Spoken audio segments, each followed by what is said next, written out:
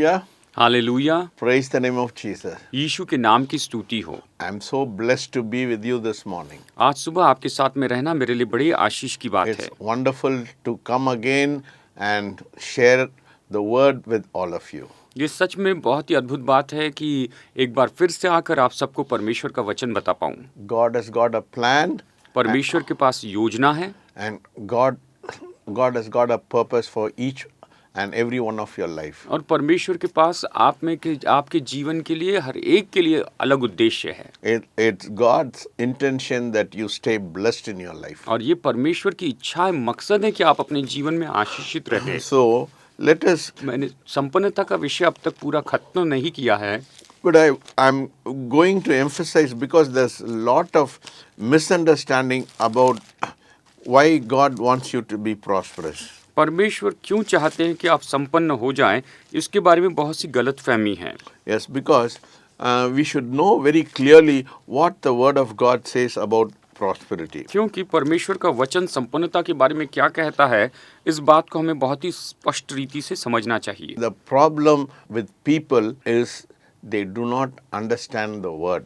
और लोगों में यही तो समस्या है कि वो परमेश्वर का वचन नहीं समझते हैं। You know, in Hosea it's very clear, my people are dying because of lack of knowledge. होशे में ये बहुत ही स्पष्ट है कि मेरे लोग ज्ञान की कमी के कारण नाश हो रहे हैं। I do not know why people say they live in a very busy world. They don't have time to read the scriptures. और मैं इस बात को नहीं समझ पाता, लोग तो बहुत ही व्यस्त संसार में जीते हैं और उनके पास समय ही नहीं है कि वो वचन पढ़ते जाएं। Unfortunately, they are relying on people who do not really know how to interpret the scriptures. दुर्भाग्यवश वो ऐसे लोगों पर आधारित हैं जो वचनों का अर्थ समझना नहीं जानते। If you want direction, if you want purpose in your life, you should be a person who should be able to read the Word of God and understand the Word of God. अगर आप ऐसे व्यक्ति होना चाहते हैं जो मार्गदर्शन पाना चाहता है, और निश्चय ही तो आपको ऐसा व्यक्ति होना पड़ेगा जो परमेश्वर का वचन पढ़ता है और उस वचन को समझता है। Psalm 119:130 says, the entrance of your word brings light. भजन संहिता 119 वचन 130 कहता है कि तेरे वचन के खुलने से प्रकाश होता है। If a young man wants to be clean, he said, I've hidden your word in my heart that I might not sin against you. It's in Psalm 119:11 and 12. Yeah. जो भजन संहिता 119 वचन 11 और 12 में है कि यदि कोई जवान अपने चरित्र को सही रखना चाहता है, शुद्ध रखना चाहता है, तो कैसे? तेरे वचन को सुनने से और उसके अनुसार करने से। What is David talking about the word of God? Dawood परमेश्वर के वचन के बारे में क्या कह रहा है? David said, open my eyes and I will see the wondrous thing of your law. Dawood कहता है कि मेरी आंखें खोल और मैं तेरी व्यवस्था की अद्भुत बातों को देखूंगा। Yes, if you do not have pleasure, if you do not have, thirst for the word of God, then you are going to rely on people who will misinterpret the word of God. अगर आपके पास इस बात के बारे में प्रकाशन नहीं, आप इसे समझते नहीं हैं, तो आप दूसरे लोगों पर आधारित होते हैं जो परमेश्वर के वचन का गलत अर्थ बताते हैं। In Proverbs chapter 4, I think it's 12, it says, the path of a righteous man becomes brighter and brighter to the perfect day. और ये कहता है कि धर्मी जन का जो मार्ग है वो तो तेजों में और तेजों में होता है, दिन दोपहरी के समय तक तेजों में होता है। See, if you really want to know God, unless you dwell into the scripture, you will not be able to, see proper. You'll be misguided by people. अगर आप सच में परमेश्वर के वचन को नहीं जानते हैं तो लोगों के द्वारा आपको भरमाया जाएगा। Yes, and also in Psalm 119 it says, your word is like a lamp to my feet and light to my path. भजन संहिता 119 ये भी कहता है कि तेरा वचन मेरे पाँव के लिए दीपक और मेरे मार्ग के लिए उजियाला है। See, so it's very important, my friend, that if you do not know the word of God, you will be misguided. You will not be able to see light in your life. अगर आप परमेश्वर के वचन को नहीं जानते हैं तो ये निश्चय है कि आपका मार्गदर्शन गलत तरीके से किया जाएगा और आप उस ज्योति के मार्ग को चूक जाएंगे। Yes, see, God doesn't want you to be ignorant. परमेश्वर नहीं चाहते हैं कि आप अज्ञान रहें। I do not know how much of time you dwell in the Word of God. मुझे पता नहीं आप कितने समय तक परमेश्वर के वचन में रहते हैं। Unless and the Bible is very clear in Joshua 1:8 says, meditate on it day and night. And Bible. don't turn to the left or to the right so that your life will be prosperous. और Bible कहती है कि इस वचन के ऊपर दिन रात मनन करना, ना तो इससे दाहिने मुड़ना न बाएं मुड़ना, तब तुम्हारा जीवन संपन्न होगा। If you want to see light in your life, you want to see that that bondages are broken in your life, you should know the Word of God. अगर आप अपने जीवन में ज्योति देखना चाहते हैं, अपने जीवन के बंधनों को तोड़ते हुए दिखना चाहते हैं, टूटते हुए दिखना चाहते हैं, तो आपको परमेश्वर का वचन जानना होगा। Yes. See, Paul says in 2 Corinthians chapter 3, it says very clearly, you are an epistle of Christ, minister by us, written not with ink, but by the Spirit of the living God, not on tablets of stone, but the tablets of flesh that is in your heart. और यहाँ पर प्रेरित पौलुस दूसरा कुरिन्थियों अध्याय 3 वचन 3 में कहता है, ये प्रगट है कि तुम मसीह की पत्री हो, जिसको हमने सेवकों के समान लिखा, और जो स्याही से नहीं परंतु जीवित परमेश्वर के आत्मा से, पत्थर की पटियों पर नहीं परंतु हृदय की मांस रूपी पटियों पर लिखी है। So where should be the word of God? तो परमेश्वर का वचन कहाँ पर होना It चाहिए? should be written in the tablet of your heart. ये तो आपके हृदय की पटिया पर लिखा हुआ होना चाहिए। That is why there is so much of ignorance and there is so much of misinterpretation and there is people are misguided because people do not know the word. लोग परमेश्वर का वचन नहीं जानते, इसीलिए परमेश्वर के वचन का गलत अर्थ लगाते हैं, यहाँ तक कि उनका गलत मार्गदर्शन भी होता है। See, you have to believe in the holistic Bible, not take one part of the Bible and interpret.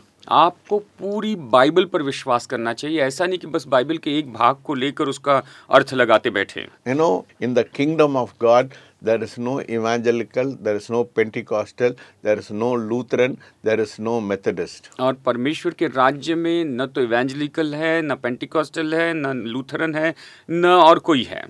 It is only people who trust in the name of God. ये तो केवल वो लोग हैं जो परमेश्वर के नाम पर भरोसा करते हैं। So, see, all these organization misdirect people, they hold on to one particular theology and they emphasize on it and they lose the complete substance of the word. वो जो है वो किसी एक बात को लेकर उसके ऊपर अपनी पूरी थियोलॉजी वहाँ पर रखते हैं और वो पूरे वचन का जो असली सार है उससे ही चूक जाते हैं। See, because of all this confusion, the whole body of Christ are misdirected and they are not able to understand fully the word of God. और इसके कारण ही मसीह की पूरी देह जो है वो इस तरह से उनको गलतफहमी होती है और वो अपने मार्ग से भटक जाते हैं और वो परमेश्वर के वचन को अच्छे से नहीं समझ पाते हैं। That is why there's so much of controversy whether people should be in poverty or people should be rich. और इसीलिए बहुत सी गड़बड़ी है कि क्या लोगों को गरीबी में रहना चाहिए या फिर वो लोग अमीरी में रहना चाहिए। If you turn to Hebrews chapter 6 verses 14, अगर आप इब्रानियों अध्याय 6 वचन 14 में देखें, it says, surely blessing I'll bless you and multiplying I'll multiply you. ये कहता है निश्चय ही मैं सचमुच तुझे बहुत आशीष दूंगा और तेरी संतान को बहुत बढ़ाता जाऊंगा। So this is New Testament. This is what the Lord says. Surely I'll bless you and multiply you and I'll bless you. ये कहता है सचमुच मैं तुझे बहुत आशीष दूंगा और तुझे बहुत बढ़ाता जाऊंगा। I like the Hindi interpretation of this verse. इसका हिंदी अनुवाद मुझे बहुत पसंद है। Even in Tamil it is very nice. और तमिल में भी बहुत सुंदर आया है। आशीष करने के लिए मैं आशीष करूंगा। मैं तुझे आशीष देने के लिए आशीषित करूंगा। So if you are not able to wear a decent pair of cloth and if you are not able to have proper food in your house, doesn't speak about highly about the God you worship. अगर आप ढंग के कपड़े नहीं पहनते हैं और आपके पास ढंग के कपड़े नहीं है, खाने के लिए घर में ढंग की चीज़ें नहीं हैं, तो आप जिस परमेश्वर की आराधना करते ये उसके बारे में कोई बड़प्पन बताने की बात नहीं है। You know, people quote the New Testament saying Jesus was born in a manger and he was a very poor carpenter. और बहुत से लोग इस तरह से कहते हैं यीशु का जन्म तो चरनी में हुआ और वो एक बहुत ही गरीब बढ़ई थे। I do not have the time to tell you what about the manger. मेरे पास समय नहीं कि वो उस चरनी के बारे में आपको बताऊं, But that was not a poor state of place, but it was a place of real prosperity. और वो तो ऐसी गरीबी की दशा वाली जगह नहीं थी, ये तो असली संपन्नता की दशा थी। Yes, and when the wise men, I do not know whether it was 3 or more, but when the wise men came, they brought gold, frankincense and myrrh. और जब ये बुद्धिमान पुरुष आए, ये मजूसी आए, तो वो अपने साथ में सोना, मुर और लोभान लेकर आए। मुझे पता नहीं 3 थे या उनसे भी ज़्यादा थे। In the next episode, I'm going to talk about what is suffering and don't get mixed up with suffering with poverty. आपको अगले एपिसोड में मैं बताऊंगा कि दुख उठाना क्या है। आप दुख उठाने को गरीबी के साथ मत मिलाइए। Jesus very specifically said, if you want to follow me, deny yourself, pick up your cross and follow me. यीशु ने बहुत ही स्पष्ट रीति से कहा, तुम अपने आप का इनकार जो मेरे पीछे होना चाहता है वो अपने आप का इनकार करे, अपना क्रूस उठाए और मेरे पीछे हो ले। Suffering doesn't mean you have to live in poverty. गरीबी, देखिए, दुख उठाने का मतलब ये नहीं कि आपको गरीबी में जीना होगा। Yes, God wants you to suffer for the kingdom of God, not to suffer for lack of poverty. परमेश्वर चाहते हैं कि आप परमेश्वर के राज्य के लिए दुख उठाए, लेकिन गरीबी के लिए दुख उठाए या कमी घटी के कारण दुख उठाए वो नहीं चाहते। You know, my father came from a very wealthy family. मेरे पिताजी बहुत धनी परिवार से आए थे। I'm talking about 100 years back. My father came from a very rich, a very distinguished family. His great grandfather was a master of law.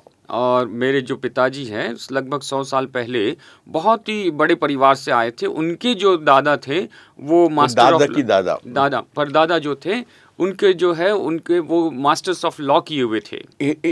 He came from a very wealthy family and they owned many villages in their hometown. और वो तो बहुत ही बड़े धनी परिवार से आए थे। उनके खुद के वहाँ पर जहाँ पर रहते थे उनके बहुत से गांव थे। So they had a estate manager to take care of their wealth. और उनके धन की देखभाल करने के लिए उनके पास मुंशी हुआ करते थे या मुनीम हुआ करते थे। Yeah, so if a person has got a manager to take care of wealth, it means is a person of great riches. अगर किसी व्यक्ति के पास में अपनी धन संपत्ति की देखभाल करने के लिए मुनीम या मुंशी रखा जाता था तो उसका मतलब ये होता था कि वो उनके पास बहुत धन है। So even Jesus in his ministry had a treasurer. यहाँ तक कि यीशु की सेवकाई में उसके पास अपना खजांची था। So if Jesus was very poor, then he would not have a treasurer. अगर यीशु बहुत ही कंगाल होते तो उसके पास में खजांची नहीं होता। Though his treasurer was a thief, that's a different issue, but he had a treasurer. हालांकि वो जो उनका जो खजांची था वो तो एक चोर था, लेकिन मैं ये बात अलग छोड़िए, लेकिन मैं ये कहना चाहता हूँ यीशु के पास अपना खजांची था। If a person lacks money, he would not have a treasurer. अगर किसी व्यक्ति के पास पैसों की कमी है तो वो किसी खजांची को नहीं रखता। And also he was supported by lot of women. और साथ ही बहुत सी स्त्रियां उसकी मदद करती थी। Some of the women were in the palaces of Herod. और उनमें से कुछ स्त्रियां जो थी वो तो हेरोदेस के राजमहल में की स्त्रियां थी। So let us turn to Luke chapter 8 verses 3. लूका अध्याय 8 वचन 3 में आइए यहाँ पर हम देखते हैं। Luke chapter 8 verses 3 says, and Jonah the wife of Chusa, Herod's steward, and Susanna, and many others who provided for him from their substance. और लूका अध्याय 8 वचन 3 ये कहता है कि हेरोदेस के भंडारी खूजा की पत्नी योहाना और सुसन्ना और बहुत सी अन्य स्त्रियां ये अपनी संपत्ति से उसकी सेवा करती थी। So here we see the Bible says people of substance. और ऐसे लोग जो बहुत धनी स्त्रियां थी। So when here it says he was the steward of King Herod, it means they were people of means and wealth. और ये यहाँ पर कहता है कि ये तो हेरोदेस के भंडारी के लोग थे, मतलब इसका मतलब इनके पास बहुत सारा धन था। So Jesus was not poor. यीशु कंगाल नहीं थे। So he had a treasurer, and his ministry was supported by very wealthy women. और यीशु के पास खजांची था और उसकी सेवकाई को सहायता करने वाली स्त्रियां बहुत धनी थी। And Peter and John were people of substance. और पतरस और यूहन्ना तो बहुत ही धनी लोग थे। They were not ordinary fishermen. वो साधारण मछुआरे नहीं थे। They were big businessmen. They had boats, and the Bible says they had servants. और वो तो बड़े व्यापारी थे, उनकी नावें थी और बाइबल कहती कि उनके नौकर भी थे। And also Matthew was a tax collector. He was a person of means and lot of wealth. और मत्ती जो है वो तो चुंगी लेने वाला था। देखा जाए तो वो व्यक्ति ऐसा था जो बहुत ही धनी था। So this misconception of saying Jesus was poor, we have to be poor, is wrong theology. तो ये गलत विचारधारा होगी कि यीशु कंगाल थे और हम कंगाल होना चाहिए, हमें गरीब होना चाहिए, ये गलत थियोलॉजी है। Once again I'm emphasizing the fact, let us have a balance in what I'm teaching you. मैं आपको ये बताना चाहता हूँ, जो कुछ भी मैं आपको सिखा रहा हूँ इसमें आप संतुलन रखिए। While Jesus says that where is your treasure is, where there will be your heart. जबकि यीशु ने कहा जहाँ तेरा धन है वहाँ तेरा मन भी होगा। Yes. And also Jesus says in Matthew chapter 6, whether you worship God or mammon. और मत्ती अध्याय में इस तरह से यीशु ने ये भी कहा है कि क्या तू परमेश्वर की आराधना करेगा या मामोन की। I am not talking about acquiring wealth or having crores of rupees in the bank. मैं ये नहीं कह रहा हूँ कि हम ऐसे धन जमा करते चले जाएं और बैंकों में करोड़ों रुपए रखें। But while at the same time, let us not be like beggars. लेकिन इसी के साथ साथ आइए हम भिखारी के जैसे ना हो। See, unfortunately, some of the pastors, they make money their god, and they want to loot people. और कई बार ऐसा होता है, दुर्भाग्यवश कुछ पास्टर जो है पैसों को अपना परमेश्वर बना लेते हैं और वो लोगों को लूटना चाहते हैं। They focus on money. They say, if you give me such an amount, God will prosper you. और वो पैसों पर गौर करते हैं और वो कहते हैं अगर आप मुझे इतनी धनराशि दोगे तो परमेश्वर आपको संपन्न करेंगे। That is not what the Bible speaks. Bible इस तरह से नहीं सिखाती है। If you want to give, the Holy Spirit should quicken your heart, and you should give to the ministry, not to an organization or not to any pastor. अगर आपको देना चाहिए तो आप जैसे पवित्र आत्मा आपको देने के लिए उत्साहित करता है, या किसी ऑर्गेनाइजेशन या किसी पास्टर के लिए इस तरह से ना हो। Yes, if the Lord quickens you, if you want to help the pastor, that is another issue. अगर प्रभु आपको, परमेश्वर का आपको प्रेरित करते हैं कि आप उस पास्टर की मदद करना चाहते हैं तो वो बात अलग है। But your focus, a good farmer will always sow his seed in the best soil. लेकिन देखिए आपका गौर कहाँ पर होना चाहिए। जो अच्छा किसान होता है वो सबसे उत्तम जमीन में अपना बीज बोता है। And one more thing we have to understand about Jesus. यीशु के बारे में एक और बात हमें समझनी चाहिए। You know, Jesus was wearing a garment which did not have any stitch. It was supposed to be a very expensive garment. यीशु ऐसे वस्त्र पहनते थे, यीशु ने ऐसा वस्त्र पहना था जिसमें सिलाई नहीं की गई थी। वो एक ही धागे से पूरा का पूरा वस्त्र बनाया गया था। You know, that is why when they, after Jesus crucifixion, what they did, they did not tear the garment, but they played, they divided his garments. और क्या हुआ उस वक्त जब यीशु को क्रूस पे चढ़ाया गया, तब उन्होंने उसके वस्त्र को फाड़ा नहीं, उन्होंने उस पर चिट्ठियां डाली और उस वस्त्र को फाड़े बिना ही किसी एक को मिल जाए इस तरह से उन्होंने चिट्ठी डालकर उसका नाम निकाला। Yes, so we should understand Jesus was also wearing an expensive dress. और हमें इस बात को समझना होगा कि यीशु बहुत ही कीमती वस्त्र पहनते थे।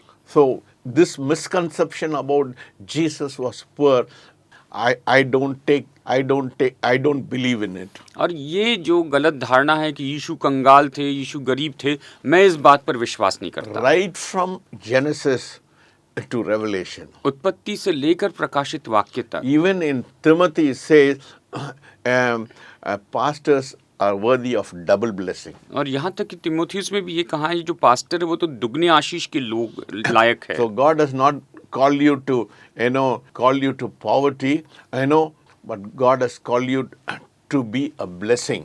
परमेश्वर ने आपको गरीबी के लिए नहीं बुलाया है, उसने आपको आशीष होने के लिए बुलाया है। If you want to make an impact on people, अगर आप लोगों पर प्रभाव डालना चाहते हैं, how can you make impact on people when you are not able to make both ends meet? और आप लोगों पर कैसे प्रभाव डाल पाएंगे जबकि आपकी खुद की जरूरतें बड़ी मुश्किल से आप पूरी कर पा रहे हैं। Yes, if you are financially sound, you'll be able to help so many people. अगर आप आर्थिक रीति से मजबूत हो तभी आप बहुत से लोगों की मदद कर When पाएंगे। I came into the ministry, जब मैं सेवकाई में आया, I said, Lord, I should not beg, but I should not take from people, I should give. मैंने कहा प्रभु मुझे लोगों से लेना नहीं है, मैं लोगों को दूंगा। Yes, God gave me an idea to start a business and my business supports my ministry. और परमेश्वर ने मुझे विचार दिया कि मैं एक व्यापार शुरू करूं और वो व्यापार मेरी सेवकाई में मुझे योग करता है। So I help my congregation. तो मैं अपने सभा के लोगों की मदद करता हूं। I am a shepherd where I meet the needs of my congregation. मैं चरवाहा हूं और अपनी सभा के लोगों की जरूरतों को पूरा करता हूं। So what does the Bible talks about, blessing? तो फिर बाइबल आशीष के बारे में क्या सिखाती Let है? us turn to Mark 10:30. आइए मरकुस 10:30 देखते हैं। 29 and 30, let us read. मरकुस 10:29 और 30 आइए पढ़ते हैं।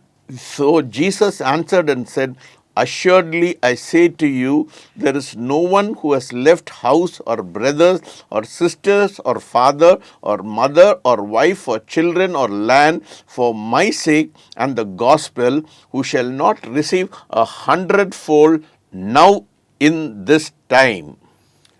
यीशु ने कहा, मैं तुमसे सच कहता हूँ कि ऐसा कोई नहीं जिसने मेरे और सुसमाचार के लिए घर या भाइयों या बहनों या माता या पिता या बाल बच्चे या खेतों को छोड़ दिया हो और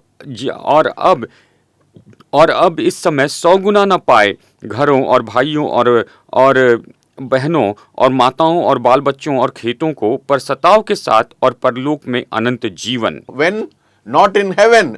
In this time. ये कहाँ पर ये पाएगा? वो Now. ये कहता है अब इस समय, In this world. इस संसार में। And also in John, I think chapter 14, it says, I am going back to prepare a mansion for you in heaven. और यूहन्ना में 14 में यीशु ने कहा, मैं स्वर्ग में तुम्हारे लिए जगह यानी जो है बंगला तैयार करने जा रहा हूँ। A mahal. Yes, yeah.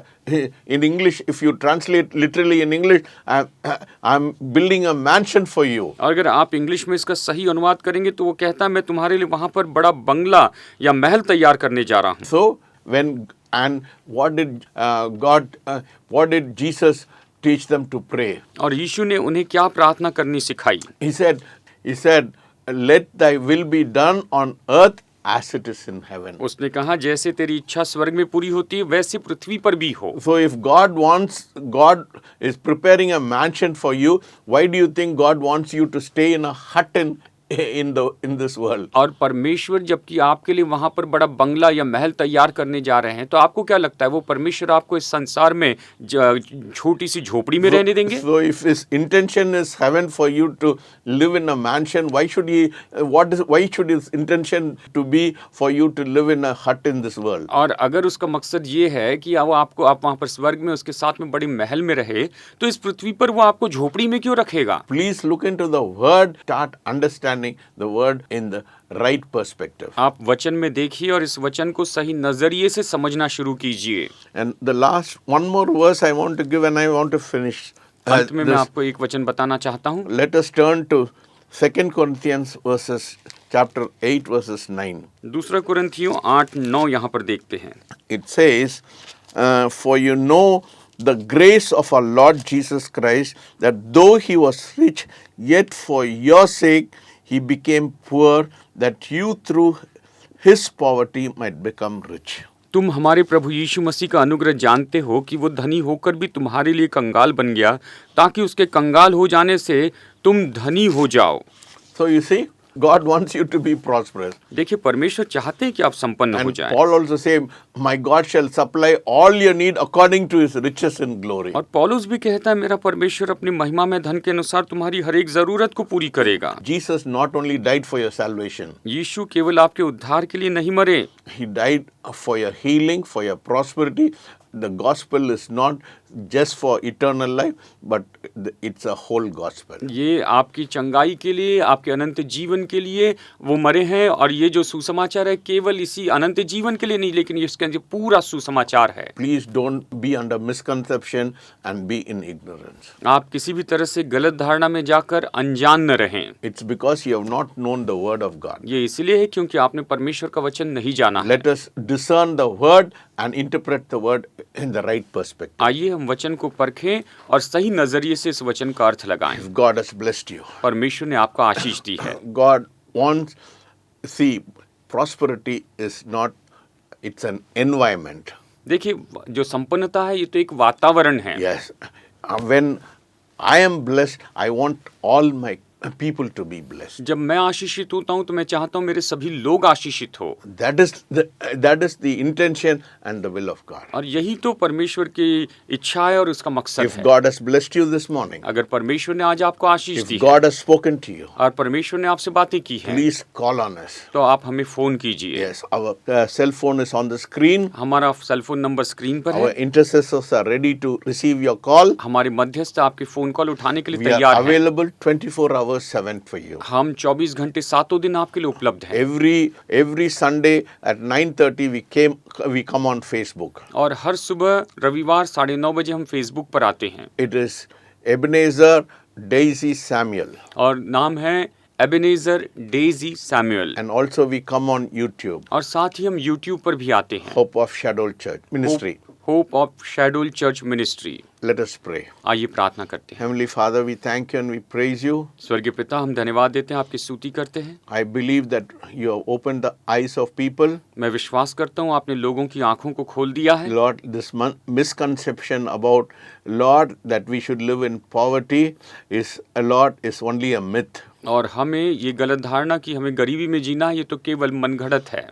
It's not our intention to go after, seek the wealth, but to seek your face. हमारी इच्छा यही है कि हम धन के पीछे न जाए, लेकिन आपके चेहरे को निहारें। Because your word says in Psalm 23, goodness and mercy shall follow us all the days of our life. क्योंकि आपका वचन भजन संहिता 23 में कहता है कि जीवन भर निश्चय भलाई और करुणा मेरे साथ बनी Thank रहेगी। you for speaking to your children this morning. अपनी संतानों से आज बात करने के लिए धन्यवाद। Bless all of them. हम सब इन सबको आशीष In दीजिए। Jesus' name I pray. यीशु के नाम में प्रार्थना करते हैं। Amen.